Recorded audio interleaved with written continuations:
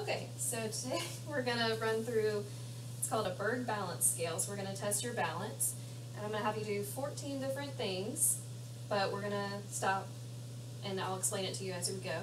So the first one that I want you to do is called a sit to stand, and you're going to stand up from the chair, try not to use your hands, and I'll be here to help in case you need me. And I did put a gait belt on her just in case I need to catch her.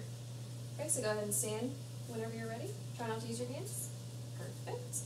Okay, and while I have you standing, we're going to go ahead and just stand unsupported. I'm going to be here in case you need me, but just try to stand here with, just try not to move for 2 minutes, okay? Ready, go. I'll put 2 minutes has passed. Okay. And then, since she can stand for 2 minutes unsupported, I'm going to skip item number 3 and move on to item 4, which is standing to sitting. So what I'm going to have you do is sit back down in the chair as safely as you can. Try not to use your hands whenever you're ready. Perfect. So the next thing that we're going to do is transfer. So I'm going to have you come from this chair with armrest to the chair without armrest, and then we're going to go back. So what you're going to do is stand like we did the first time. Try not to use your hands, and you'll pivot and sit in this chair. Okay, you ready? And I'll be here to guard as necessary. I'll come on this side of you, actually. All right, whenever you're ready. Okay, and can you come back to this chair? Perfect. Okay, and then the next thing we're going to do is, can you go ahead and stand? Okay, and we're going to just stand with your eyes closed, unsupported, and I'll be here to help as necessary. We're going to do that for at least 10 seconds. Are you ready? Ready. And go.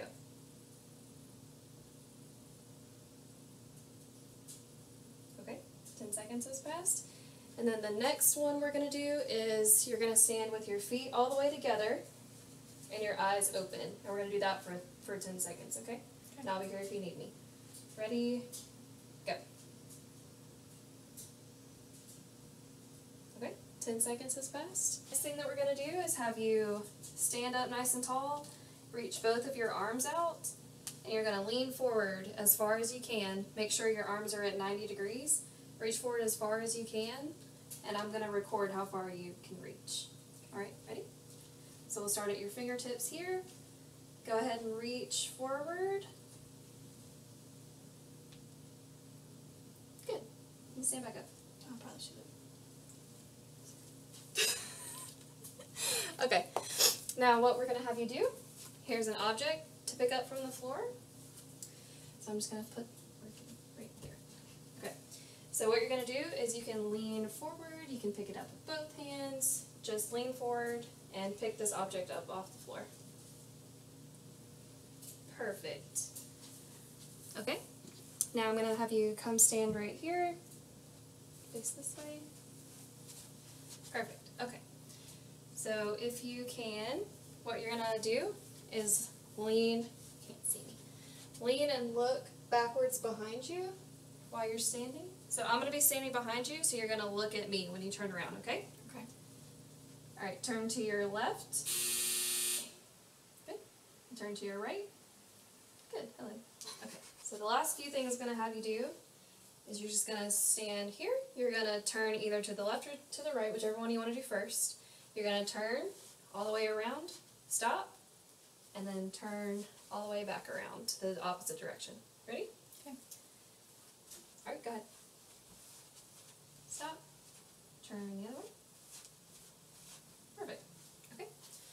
Now what I'm going to have you do, we have a little step here. We're going to have you, you're going to step, put your whole foot on the box, and then alternate. You can start with whichever leg you want to, and you're going to do at least 4 on each side. Alright, and I'm going to time you. Okay. You ready? Yep. Go ahead. 2, 3, 4, 5, 6, 7, 8. Good. I'll get this out of your way. Now we're going to stand unsupported with one foot in front. So this is called a tandem stance. Back up so you can see my feet. So you're either gonna stand with your left or your right foot in front, whichever one you like to start with your heel touching the toe of your behind foot. Yep, and I'll be here if you need me. I'm gonna time you though. Ready? Yep. Okay, go ahead and switch legs. Good. And I'll time you. Good. Alright, and then the last thing we're going to do is a single leg stance. So what I'm going to have you do is just stand on one leg, whichever one you'd like to start with. I'm going to time you, okay? And I'll be here if you need me. Go ahead.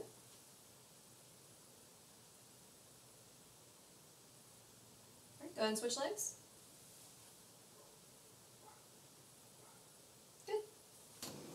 So now that we've run through the Berg balance scale, I kind of wanted to explain why you might choose the Berg instead of a functional gait assessment or the dynamic gait index.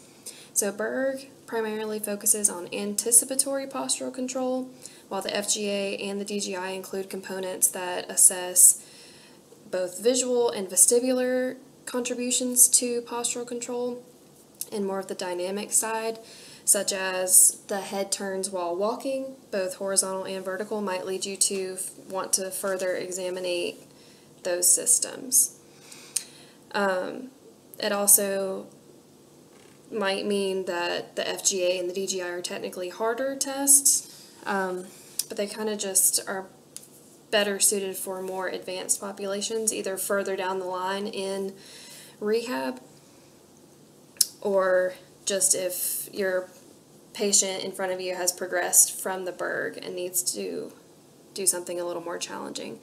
The Berg might also be chosen over the two other outcome measures to ensure that the patient has appropriate anticipatory postural control before they go on to walking and working on their ambulation. They need the strength in static balance first.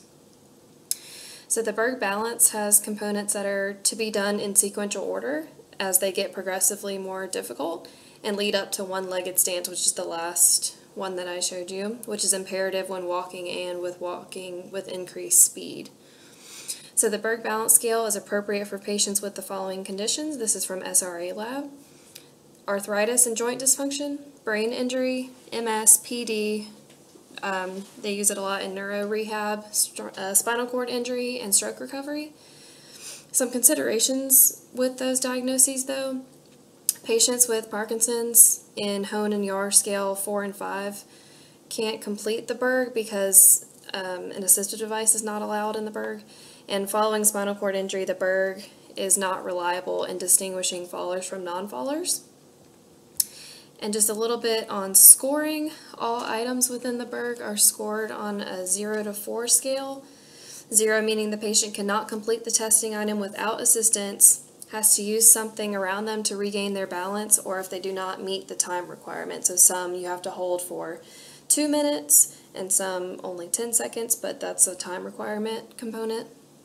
A patient is scored a 4 if they are able to complete the item for the required time independently. The maximum score is 56. Norms for community dwelling older adults per Dr. Garner's Assessing Fall Risk PowerPoint. I'm going to put a picture actually, because it breaks it down by age and by male or female. Some important cutoffs to note: less than 45 out of 56 indicates an increased risk for falling. Less than 42 out of 56 is predicative of falls per our Shumway-Cook textbook, and less than 40 is associated with almost 100% fall risk, also from Shumway-Cook. As far as the MDC goes, it's determined by the patient's initial score, so it's a great outcome measure, and you can definitely see a lot of change because it's 14 components and you can improve little by little just to get where you want to be. These are norms by age and male and female. And these are the minimal detectable changes for the Berg balance.